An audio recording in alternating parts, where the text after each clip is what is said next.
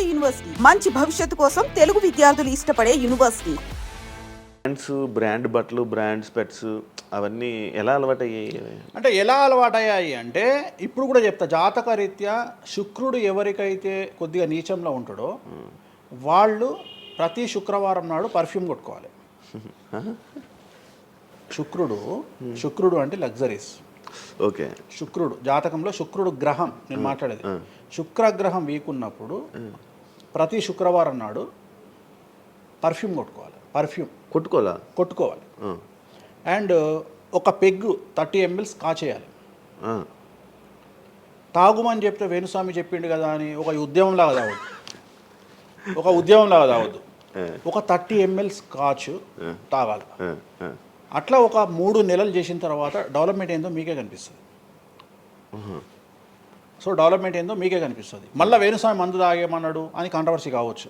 డాక్టర్లే చెప్తారు, 30 ml తాగితే హార్ట్కి మంచిది, బీపీకి మంచిది అని చెప్తారు. కానీ డాక్టర్ల పేరు అడ్డం పెట్టుకొని కుంభాలు తాగుతారనే భయానికి డాక్టర్లు చెప్పరు, ఆపేశారు. 30 ml అనేది చాలా మంచిది. బట్ నేను రోజు తాగమంటలేను, శుక్రవారం నాడు మాత్రమే. అది కూడా శుక్రుడు నీచంలో ఉంటే, శుక్రుడు 6వ ఇంట్లో, 12వ ఇంట్లో, 8వ ఇంట్లో ఉన్న శుక్రుడి మీద శని దృష్టి ఉన్న జాతకరీత్యా మీరు శుక్రవారం నాడు 30 ml పెగ్గు తాగండి నైటు. అది కూడా ఫ్యామిలీతోని మహమ్మద్ రఫీ పాటలు పెట్టుకొని, ఏఆర్ రెహమాన్ పాటలు పెట్టుకొని, ఇళయరాజా పాటలు పెట్టుకొని ఆ పెగ్గు తాగి ఆ పాటలు ఎంజాయ్ చేసి పండుకోండి హ్యాపీగా. సో మీ లైఫ్ ఎట్లుంటుందో చూడండి. నేను మాట్లాడేది వ్యాపారమో ఇతర ఉద్యోగం చేసే వాళ్ళ గురించి కాదు. ప్రత్యేకించి 100 రూపాయల దగ్గర 1,00,000 రూపాయలు సంపాదించగలిగి రియల్ ఎస్టేట్ వ్యాపారులు, వ్యాపారస్తులు, పొలిటీషియన్స్, పెద్ద వాళ్ళ గురించి మాట్లాడుతున్నాం. టీచర్లు, అటెండర్ల గురించి నేను మాట్లాడతలేను. టీచర్ ఎంత తాగినా తాగుడు మిగులుతుంది తప్ప పైసలు రావు, ఎందుకంటే ఆయన జీతం అంతే కాబట్టి. సో ఎక్కడైతే పెరగడానికి ఆస్కారం ఉంటుందో వాళ్ళ గురించి మాట్లాడుతున్నాం. సో ఇది కూడా మంచిది రెమెడీ. సో ఇలాంటి రెమెడీలు చెప్పాలంటే వేణుస్వామి చెప్తాడు కానీ వేరేటోడు చెప్పాడు. ఎందుకంటే వాడికి భయం, మందు తాగమంటే తప్పు. అరే మందు తాగమంటే తప్పు అయితే మందు యాడ్ ఎందుకు వస్తుంది, మందు ఎందుకు తయారు చేస్తారు? సో ఇదన్నీ అందుకనే దేశ కాలమాన పరిస్థితి. కసినో తీసుకుపోయి గోవాలో పెడితేనేమో లీగలు, హైదరాబాద్లో పెడితే ఇల్లీగలు.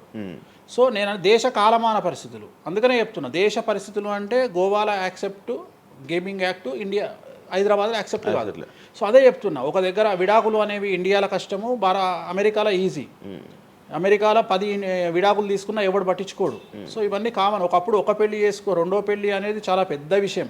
ఇవాళ తెలుగు సమాజం కానీ ఎంత గొప్పదైపోయిందంటే 5వ పెళ్లికి కూడా శుభమా అంటూ 5వ పెళ్లి అంటున్నారు. కాబట్టి చాలా వైడ్ రేంజ్ ఆఫ్ థింకింగ్ అనేది మారిపోయింది. కాబట్టి వేణుస్వామి కూడా మారిండు దాంట్లో. సింపుల్, అంతే, ఏం లేదు. ఇనయ మీ ఫ్రెండే ఇనయ ఫ్రెండ్ అనే పదం తప్పు కదా. ఫాలోవర్స్ ఉంటారు, నా క్లయింట్లు ఉంటారు, నా క్లయింట్లు ఉంటారు, అంతేగాని. తనకి రీసెంట్గా బాయ్ ఫ్రెండ్ వచ్చి బ్రేకప్ అయింది కదా, మరి మీరు చెప్పలేదా తనకి? ఇలా నాకు సంబంధం లేదు. మీ దగ్గర కూడా పూజ చేయించుకున్నారు కదా మీ దగ్గర. నేను పూజ చేసింది ఆమె పర్సనల్ ఇష్యూ కోసం కాదు కదా. నేను ఆమె పూజ చేసింది సినిమా కోసం చేసినా. ఇప్పుడు రాజాసార్లు ఆమె చేస్తుంది కదా, ప్రభాస్ సినిమాలో ఆమె యాక్టింగ్ చేస్తుంది. అంతవరకు నా దగ్గరికి 190 మంది వస్తారు కదా, వాళ్ళ గురించి వ్యక్తిగతంగా వాళ్ళని కంటిన్యూగా ఉండేది నాకు లేదు. నాగ చైతన్య శోభిత జాతకాన్ని మీరు చెప్పడం జరిగింది కదా, అది తప్పని ఇప్పటికైనా ఒప్పుకుంటున్నారా? టైం విల్ డిసైడ్ అండి ఏదైనా కానీ. నేను జాతకాలు చెప్తా, పర్సనల్గా నాకు ఎవరి మీద ఏ కోపాలు ఉండవు. వేణుస్వామి జాతకం చెప్పినప్పుడు కామెడీ, 2-3 ఏళ్ళు అయినాక సీరియస్. సో నేను నమ్మింది నేను చెప్పిన, సింపుల్. ఓకే. సెలబ్రిటీ జాతకాలు వేణుస్వామి చెప్పి కలకల్లాడిన వేణుస్వామి ఈ మధ్య సెలబ్రిటీల నుంచి కొంచెం రావడం కానీ విజిటింగ్ కొంచెం తక్కువ అయ్యి డౌన్ అయ్యింది అంటున్నారు, నిజమా? అది పెరిగింది కాకపోతే ఇంతకు ముందులాగా పబ్లిక్లో పెట్టట్లేదు. ఓకే, నేను పెట్టట్లేదు. ఓకే, దిష్టి అని కాదు, నేను పెట్టట్లేదు. అవసరం లేదు, ఆ స్థాయి దాటిపోయినా అనుకుంటున్నా. అంటే పబ్లిసిటీ చేసే స్థాయి దాటిపోయినా అనుకుంటున్నా. ఓకే, పబ్లిసిటీ స్టంట్లు ఎందుకులే లోపల. ఇప్పుడు నేను అనేది ఏంటంటే, ఒక టీవీ ఛానల్ బ్రేకింగ్ న్యూస్ ఇచ్చి, ఉదాహరణ TV9 గురించి మాట్లాడుకుందాం.